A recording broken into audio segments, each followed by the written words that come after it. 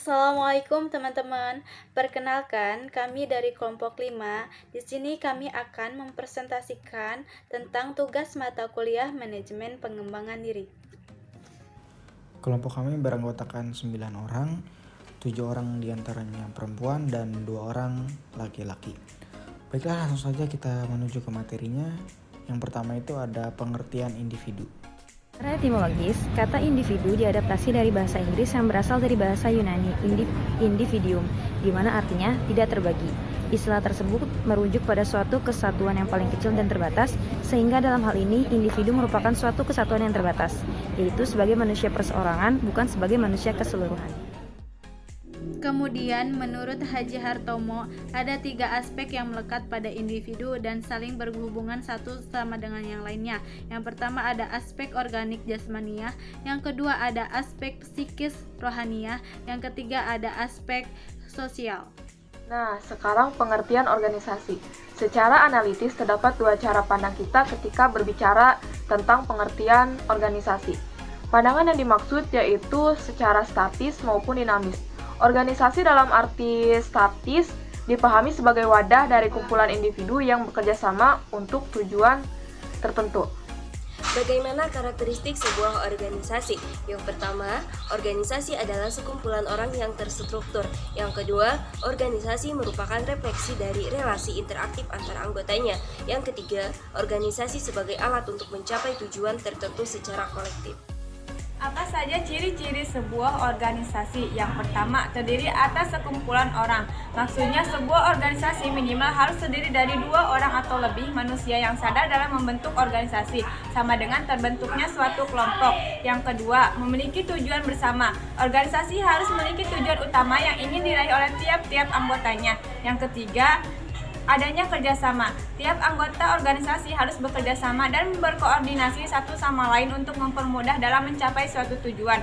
Yang keempat, memiliki aturan setiap organisasi. Maksudnya formal harus memiliki aturan batas-batas tertentu yang harus dipatuhi dan diterapkan pada tiap anggota organisasi. Yang kelima, terdapat pembagian tugas yang terstruktur. Setiap organisasi harus terdapat pembagian tugas yang jelas pada tiap anggotanya, agar para anggota dapat bekerja secara efektif dan efisien sesuai kemampuan yang dimiliki. Apa saja tujuan dari sebuah organisasi? Kelompok kami telah merangkum 5 tujuan dari sebuah organisasi. Yang pertama itu ada sebagai tempat untuk bersama-sama dalam mencapai tujuan secara efektif maupun efisien. Yang kedua itu sebagai tempat bertukar pikiran dan ide. Yang ketiga itu ada meningkatkan hubungan interpersonal antar individu yang berada di dalam kelompok. Yang keempat itu ada menyelesaikan masalah secara mufakat. Dan yang terakhir itu ada melatih jiwa kepemimpinan, berpikir kritis, dan bertanggung jawab. Bagaimana hubungan antara individu dengan organisasi? Hubungan antara tujuan individu dengan tujuan organisasi adalah sebagai suatu fungsi dari interaksi antara individu dengan lingkungannya. Individu membawa tatanan dalam organisasi berupa kemampuan, kepercayaan pribadi, pengharapan, kebutuhan, dan pengalaman masa lainnya. Perilaku individu juga dapat disebut sebagai perilaku atau interaksi yang dilakukan oleh manusia atau individu lingkungannya. Perilaku setiap individu sangatlah berbeda dan hal ini dipengaruhi oleh lingkungan di mana individu tersebut tinggal. Perilaku yang berbeda menyebabkan berbedanya kebutuhan setiap individu. Untuk itu, perlunya suatu organisasi agar kebutuhan yang berbeda tersebut dapat terpenuhi dengan bekerja sama antar individu. Perlibatan atau partisipasi suatu anggota atau individu dalam suatu organisasi menjadi lebih penting ketika suatu organisasi tersebut memulai suatu fungsi. Karena tanpa keterlibatannya, suatu organisasi tersebut tidak akan berjalan semestinya.